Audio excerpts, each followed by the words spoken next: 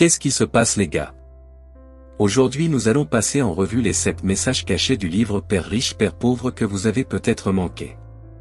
Si vous avez lu le livre, vous savez qu'il parle de la compréhension de l'actif et du passif, des habitudes de dépenses des pauvres par rapport aux riches, et de la façon dont les riches utilisent les sociétés pour éviter d'être imposés comme un travailleur ordinaire.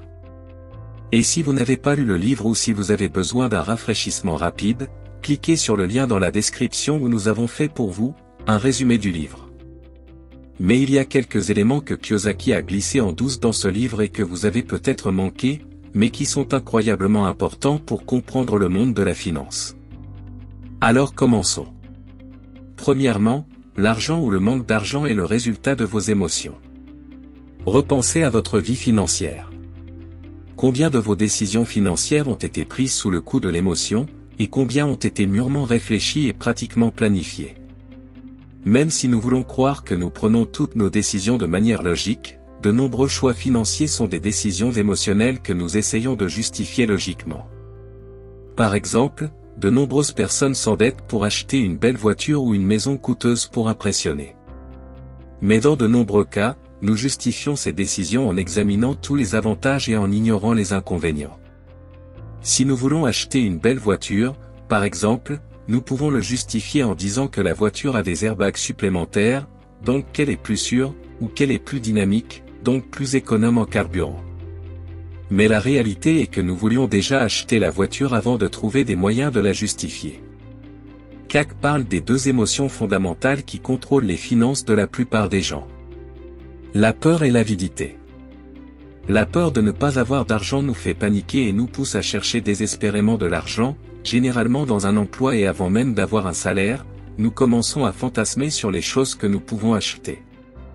L'avidité commence alors à s'installer, et dès que le chèque de paie arrive, il disparaît. Ces dépenses émotionnelles nous ramènent à la panique de ne pas avoir d'argent.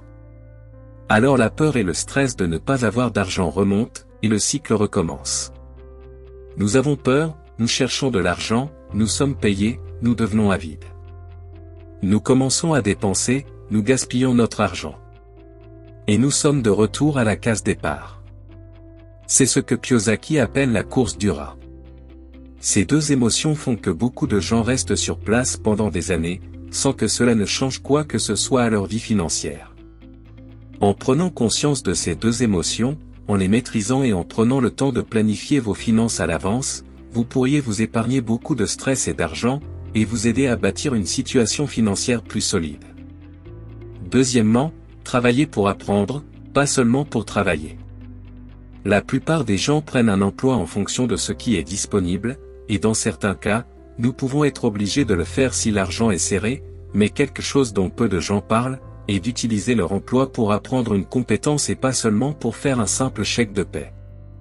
Quand on pense à un emploi, on pense à aller travailler et à être payé.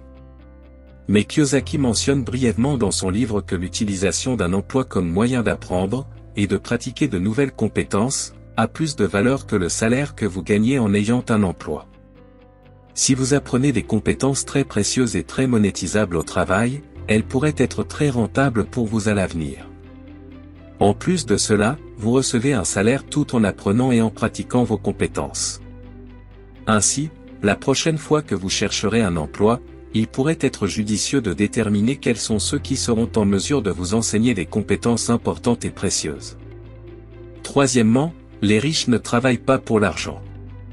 Ils travaillent parfois gratuitement pour construire des systèmes, puis pour gagner. C'est de là que vient tout le concept d'actif. Si vous regardez la plupart des propriétaires d'entreprises qui réussissent, ils travaillent très dur, parfois sans être payés pendant un certain temps, pour construire des systèmes qui vont fonctionner 24 heures sur 24. Pour éventuellement ne pas avoir à le faire. Alors que la plupart des gens travaillent pour être payés, les gens riches et prospères travaillent pour construire des systèmes qui peuvent générer de l'argent pour eux, qu'ils construisent une entreprise de briques et de mortier où ils auront besoin de construire une équipe d'employés pour faire fonctionner l'entreprise, où ils construisent une entreprise en ligne où ils peuvent profiter. Ils se concentrent sur la construction d'un système qui fonctionnera sans eux, même si cela signifie travailler sans être payés. S'ils ne le font pas, ils continueront à passer le reste de leur vie à travailler et à échanger leur temps contre un peu d'argent. Numéro 4, vous passez en premier. Je vais dire quelque chose qui ne va pas être très agréable à entendre, l'argent pour lequel vous travaillez si dur, n'est pas vraiment le vôtre. Si vous pensez à votre vie financière, il y a de fortes chances pour qu'une fois que vous recevez votre salaire, vous commenciez à payer des choses comme votre loyer, vos factures, vos frais de subsistance, votre voiture, vos impôts, et à dépenser un peu d'argent ici et là. Et s'il reste de l'argent, on économise. L'argent que nous gagnons n'est pas vraiment le nôtre. S'il n'est pas en notre possession, c'est à nous d'en faire un. De nous payer d'abord. Vous voyez, la plupart des gens, surtout ceux qui gagnent un salaire décent tous les mois, ont tendance à dépenser leur argent durement gagné dans des produits de luxe, comme une belle voiture ou une belle maison. Mais si vous regardez certaines des personnes les plus riches du monde, elles ne paient pas pour leur propre luxe. Ils font appel à d'autres personnes pour les payer, nous y reviendrons plus tard. Sack va jusqu'à dire que même lorsqu'il était endetté et qu'il avait un tas de factures à payer, il se payait d'abord lui-même. Ce concept n'est ni révolutionnaire ni innovant. C'est un concept simple qui peut faire une énorme différence financière dans votre vie financière à long terme.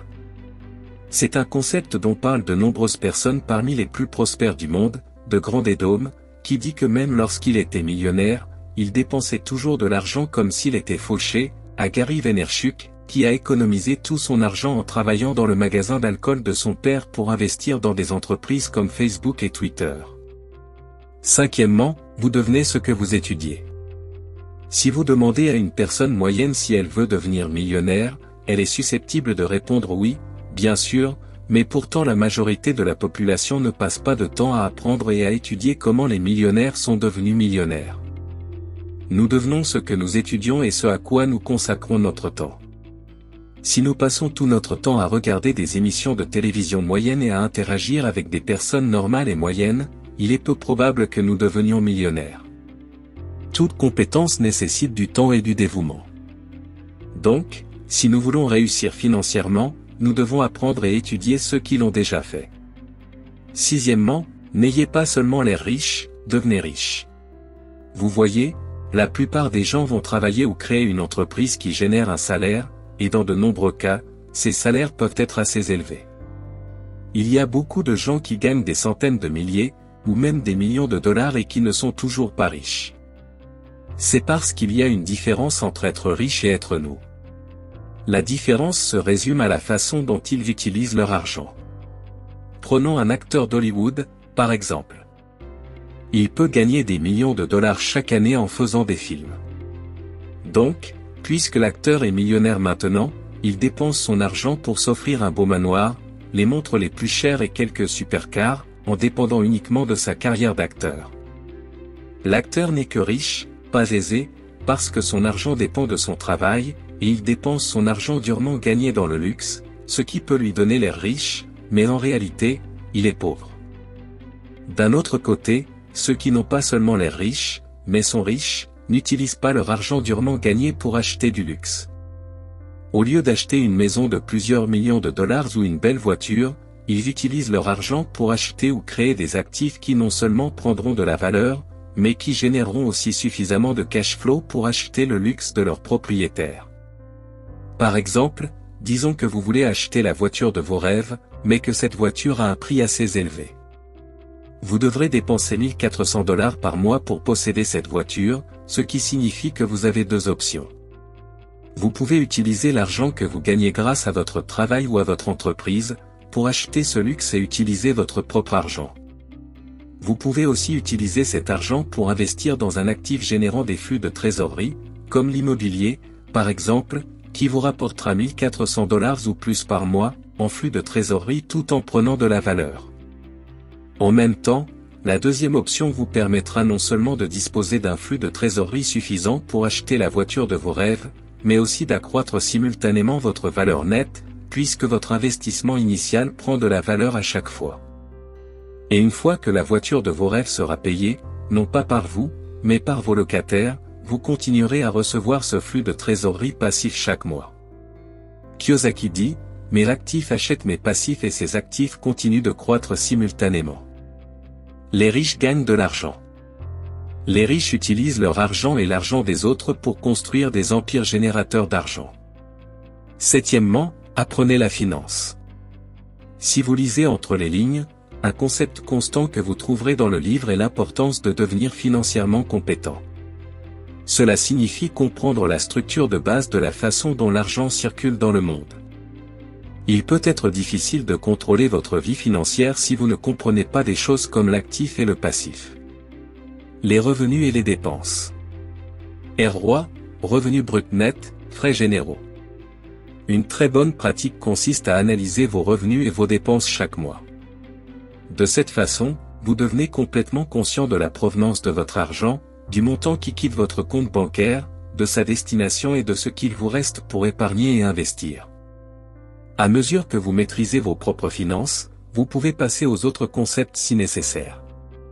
Si vous créez votre propre entreprise, vous devrez comprendre vos frais généraux, votre coût par acquisition. La masse salariale fait croître le revenu et le revenu net, et comment protéger vos actifs en utilisant des entités légales. Vous n'êtes pas obligé d'apprendre tout cela dès le début. Une bonne façon de commencer est de comprendre vos finances actuelles. Dans les commentaires ci-dessous, dites-moi quelle est l'idée qui vous a le plus frappé dans cette vidéo, et savez-vous que l'on dit que le millionnaire moyen a cette source de revenus? Les revenus et les dépenses. Revenu brut net, frais généraux. Une très bonne pratique consiste à analyser vos revenus et vos dépenses chaque mois. De cette façon, vous devenez complètement conscient de la provenance de votre argent, du montant qui quitte votre compte bancaire, de sa destination et de ce qu'il vous reste pour épargner et investir. À mesure que vous maîtrisez vos propres finances, vous pouvez passer aux autres concepts si nécessaire. Si vous créez votre propre entreprise, vous devrez comprendre vos frais généraux, votre coût par acquisition. La masse salariale fait croître le revenu et le revenu net, et comment protéger vos actifs en utilisant des entités légales. Vous n'êtes pas obligé d'apprendre tout cela dès le début. Une bonne façon de commencer est de comprendre vos finances actuelles. Dans les commentaires ci-dessous, dites-moi quelle est l'idée qui vous a le plus frappé dans cette vidéo, et savez-vous que l'on dit que le millionnaire moyen a cette source de revenus? Nous sommes donc arrivés au terme de cette vidéo. Si vous avez aimé, n'oubliez pas de nous laisser un pouce bleu, et de vous abonner pour ne rien manquer sur notre chaîne. On se dit à très bientôt, dans une prochaine vidéo.